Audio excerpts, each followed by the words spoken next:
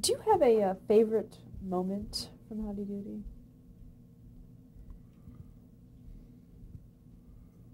Boy, that's a tough question. Favorite moment? Well, I can't call it a favorite moment, but on the last network show, Clarabelle indicates that he's got a big surprise. And all through the show, you know, we got other things going on, but every time you come to Clarabelle, there's something about his big surprise. And Buffalo Bob's saying, well, why don't you tell us what your surprise is? So we come right down to about the last 3 minutes. And Clarabelle finally pantomimes that he can talk. And Buffalo Bob says, you can talk? Well, if you can talk, why don't you say something? Well, now he's got to coax him out. And finally, he says to Clarabelle, you've got to say something. And so the camera dollies in and gets a great big close-up of Clarabelle in his face. And he says, goodbye, kids. Well, I bet there wasn't a dry eye in the house after that. That was, you know, real kind of special because not only was it moving to all of us working on the show, but the kids were weeping too. The parents. It was a special 1-hour show that we had for the closing show on the network. Who played Clarabelle for that? Lou Anderson. Why did the show go off the air in 1960? The ratings were still fine. The sponsors with Mickey Mouse Club and whatnot, a lot of our advertisers were tapped by Disney, but it was not only that. It was the whole Saturday. See, we were back on Saturday morning in the last part of the run of Howdy on the network. But animation shows were coming in strong. And the thing about animation shows that they could run them and rerun them and rerun them and rerun them, so that the sponsorship faded away. That our rating was still, the very last show was still good and strong, but the sponsors all looking for something new. That's the story. What do you think the legacy of the Howdy Doody show is? Is there one? The legacy?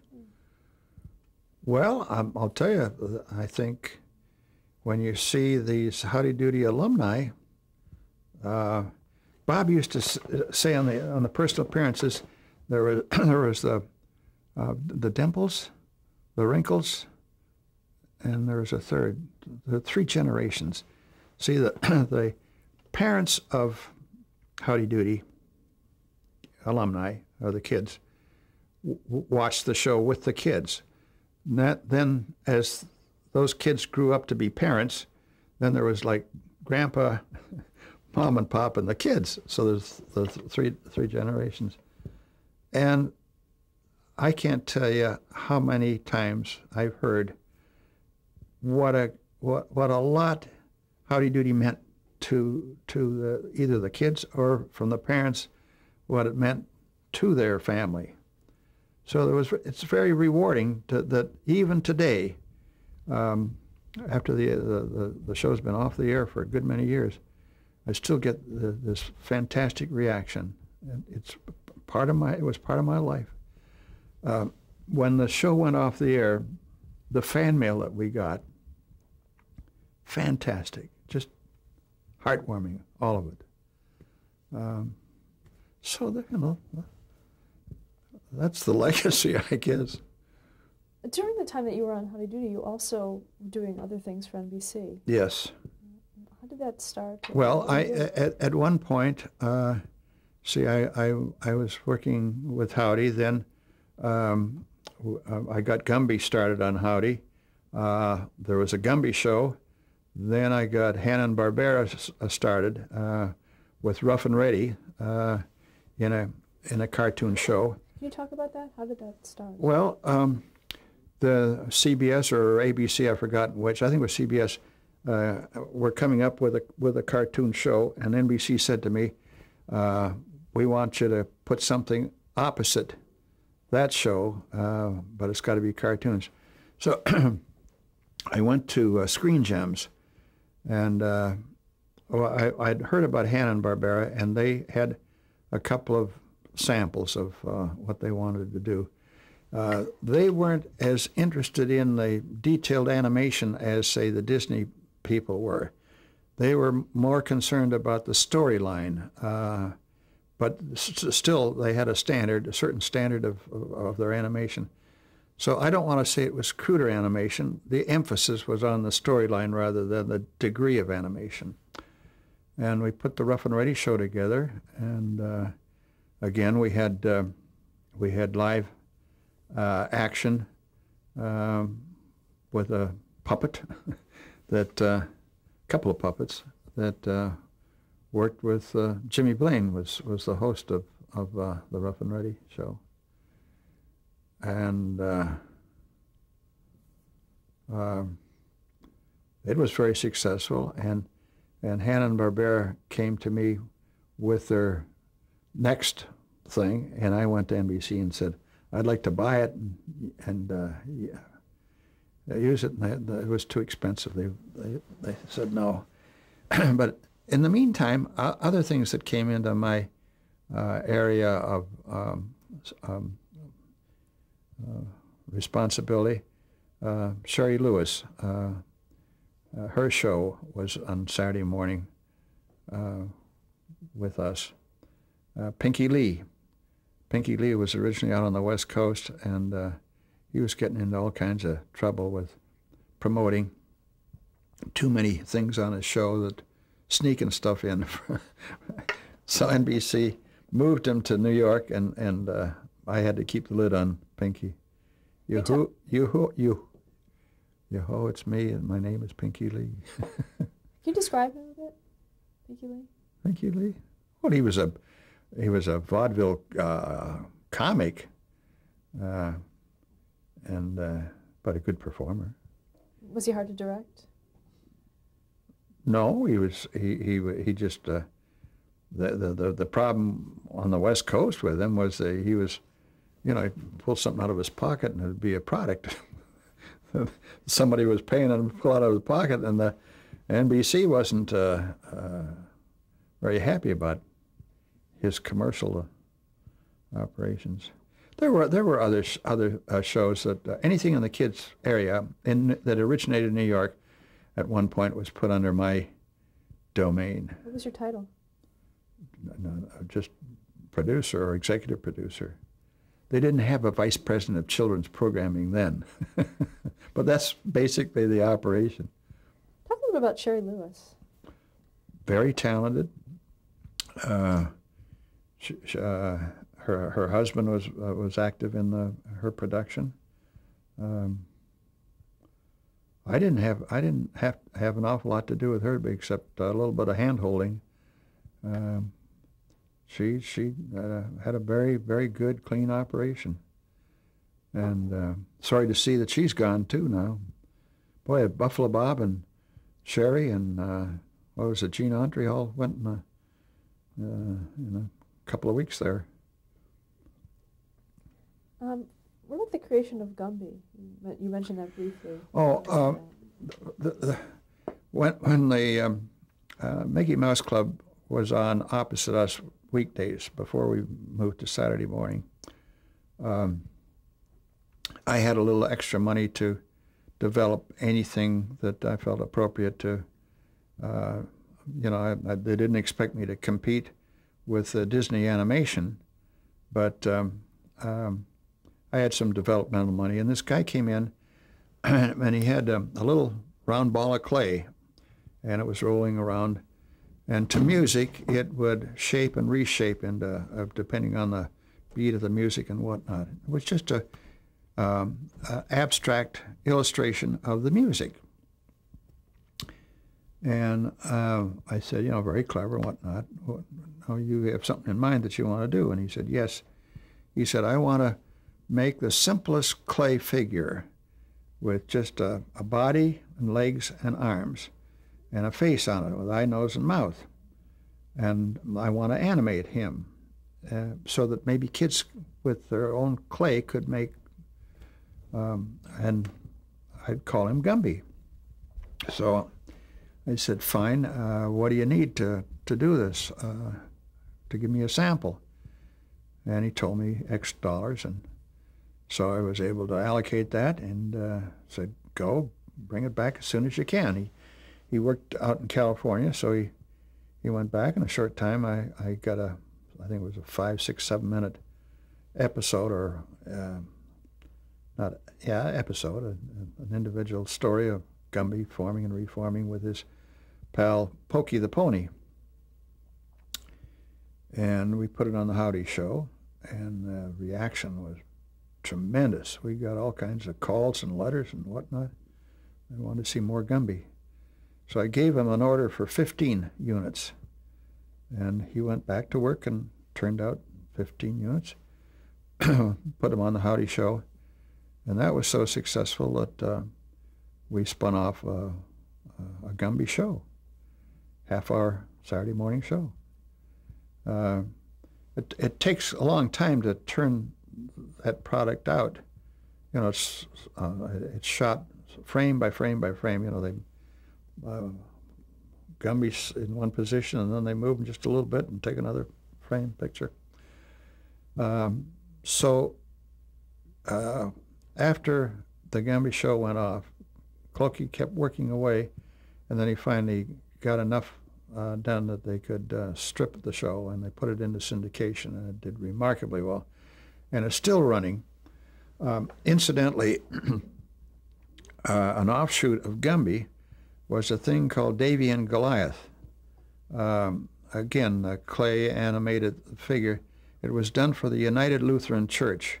They underwrote the project, first of all just a pilot, and then they tried it on the air, and it was so successful that it has been, Davy and Goliath has been one of the most successful religious broadcast programs. It wasn't, what do I want to say, denominational. It wasn't preaching a particular thing. It was more the golden rule, where all denominations, all religions could very easily accept it. And what the Lutherans did, they footed the bill on the production, and then they gave the program to the individual stations if they would run them within certain bounds of good time periods. And even today, Davy and Goliath are still going strong in the religious broadcast area. That was a very rewarding thing for me, getting that thing started. At the beginning, we were involved with writers that were, what do I want to say, hell-bent for a particular doctrine or point, and there was so much tension between the different factions within the group that were involved with Clokey. But we finally got things sort of quieted to a point where they would give him a lot of latitude, and yet he was able to do. Incidentally, Clokey was the son of a minister, and so he had good background to handle that series. Now, as I guess working with children's programming, do you have some kind of philosophy that you follow when you put shows together or air them? No basic philosophy. You know, wholesome, nonviolent. I think you know, television has missed the boat by and large, because I think the educational possibilities have not been fully realized. You know, a children's workshop has done a lot of good things, and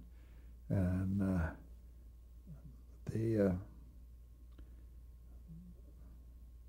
Nickelodeon, not Nickelodeon, what do you call It's Nick at Night. What is it in the daytime? It is Nickelodeon. Huh? Nickelodeon. Is it Nickelodeon? The reason the old time movies that we used were always Nickelodeons, you know, from old theatrical days. You know, that when they were in the theaters, they were called Nickelodeons. All right, I'm sorry. Off the beaten path.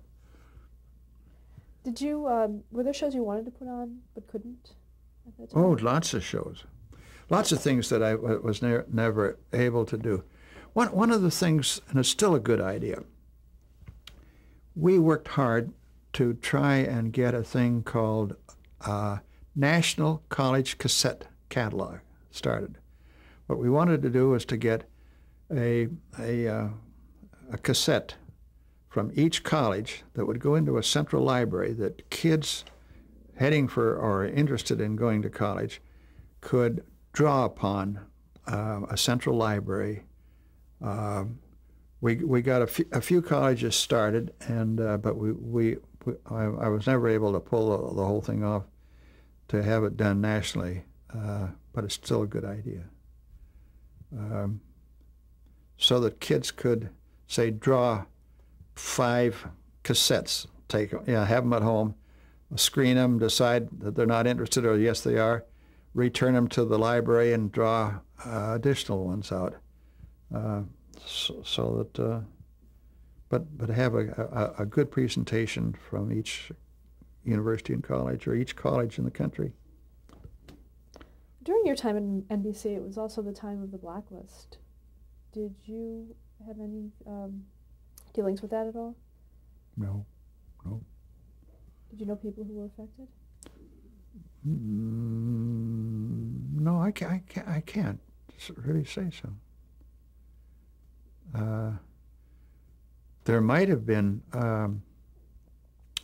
like whenever we were hiring talent or putting somebody on the show, there was always somebody in standard and practices or somebody that would be notified that these are the people. And I suppose that might have been where any checking was done, if there was any, but I don't know. When did you leave NBC? 1960. Why? Howdy went off of the air in September of 1960. Nick Nicholson, who was Mr.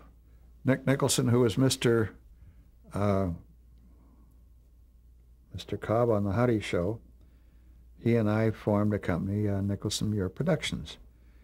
We had a contract with a division of NBC, it was California National Productions, which was a syndicated arm, to produce a series of shows. It was The Funny Mans, with Cliff Norton as the funny man, and he was, every show he was a different funny man. He was fireman one time, he was taxi man, he was hungry man, he was all the different, and we did a whole series of the funny mans.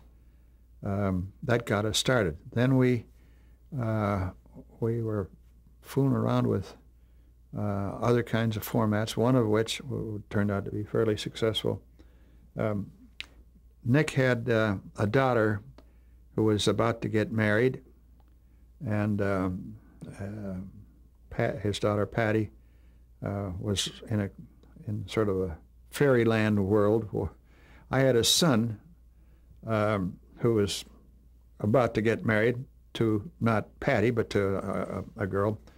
And these kids were in, a cloud, I've got to say. So we backed off and decided that we would capitalize on this, and we came up with a show format called the Newlywed Game. And we worked on it and finally got enough of a presentation that we could take it to the networks, and ABC saw it and said they liked it. And there was one facet of the thing that they didn't like. We had a celebrity couple involved in the original format, and they said, no, the thing that we like best is the end game, where where you play how much you know about your spouse. So they said, refocus on that, and we think we'd like it. So we redid it a little bit and went back, and they said, great. Now let's go to California and produce it. We want to dovetail the Newlywed Game with a show that they had already had, a dating game. And they were going to do the two shows in the one theater out on the West Coast. We had other commitments in New York, so we couldn't do it, but through ABC we worked out a deal, and Chuck Barris was given the show to produce for ABC. And I could tell you lots of stories about our experience with Chuck Barris, but I'd rather not today. Can you tell us a little bit about him? Huh? Can you tell us a little bit about him? What kind of Barris? producer he is? Chuck Barris, he was a difficult guy. I can't say that he was wrong, but he allowed things to get on the show that we wouldn't have. Ed Veen was the vice president of daytime at ABC, and I remember the first show went on. First of all, it was put on opposite a Goodson-Todman game show. I've forgotten which one, but it was the hottest one, Password or whatever it was, in daytime. And we thought, well, we'll get 13 weeks out of our initial commitment from ABC. But the show can't stand up against the game show. So the first show goes on the air, and something went by that we just thought was awful. And we went to Ed Veen, and they said, how could you let that go on the air? And he said, what are you talking about? I said, well, they asked the girls what was the worst thing their husband ever did that embarrassed them. And one guy said, or one girl said, he picks his nose. I said, how could he? That's disgusting. He said, would you like to hear what the overnight ratings were on the show? And they topped the competition substantially. So we said, all right, we'll take our money and run. Did you have a hand in casting Bob Eubanks? No. Was this your first game show? Yeah, first of any consequence. We've done an awful lot of game shows since then. We had a show on syndication, Pay Cards, which is simplified poker, and the Pay Cards was on in the United States in syndication. It was on in Australia, set up down there. I went over and set it up. It was on in Canada, ran in Canada for years. Through NBC, Nicholas and Muir went to Canada, and the international division of NBC asked us to provide certain types of formats, and one of them was game formats. Well, we had a primetime game show that was on for over 10 years in Canada. We've had 1, 2, or 3 shows on for years and years. We were basically the Goodson-Todman of Canada. What made your show successful? Involvement of the people at home. You know, you've got to translate so that either the people can participate or root for a contestant or against a contestant. Did you work on concentration earlier in your career? I was when the quiz scandal hit. You remember that? NBC superimposed a staff producer over each of the shows. I was given Concentration and 21 to oversee. Concentration, I went in and checked it out, and there was no hanky-panky. It was clean as a whistle. 21, there was enough question about it that it was pulled eventually off the air. Concentration, I was executive producer. over Barry Enright's production people. It was an interesting experience. Can you talk a little about that? Because it was right in the thick of the quiz show scandals. How did that? Well, what happened was there were about, I don't know, 4 or 5 of us that were staff producers that were all the different shows that were under question were assigned to us, and we were superimposed as, they called us executive producers of the shows. They gave us some, what do I want to call them, ex-FBI men to really get in and dig and give us the wherewithal to check things out, so that NBC was sure that everything was kosher.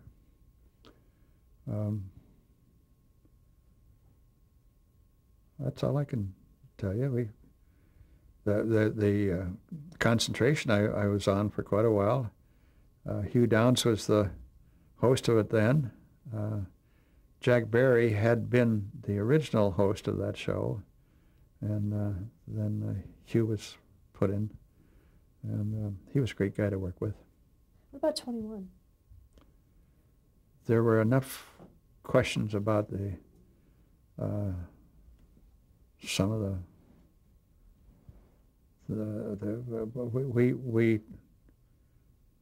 we tried, I think, to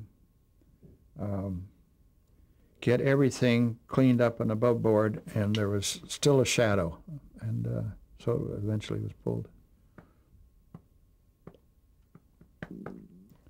Let's talk about some of the other programs that you worked on. You worked on a show called The Shopping Gang. Is that also Canadian? No, that was done down in Nashville, Tennessee. It was syndicated show.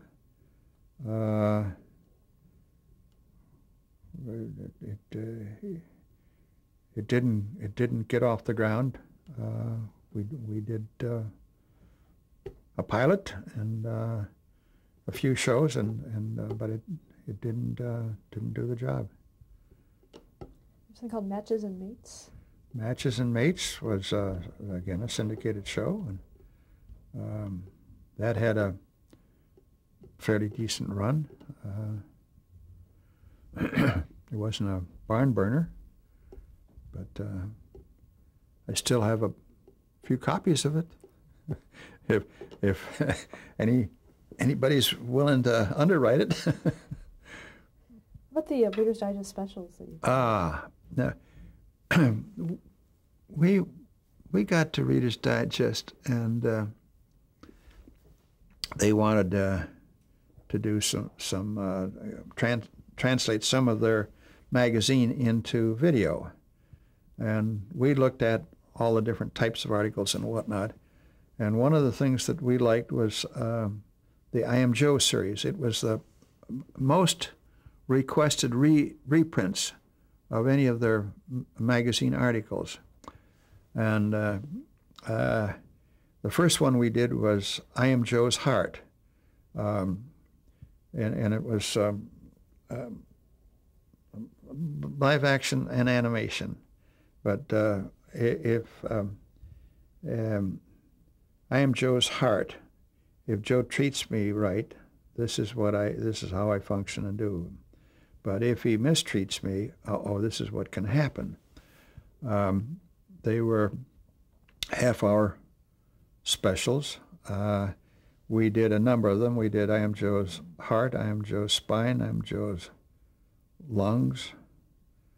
There were a few more. Let's stop there. Yep.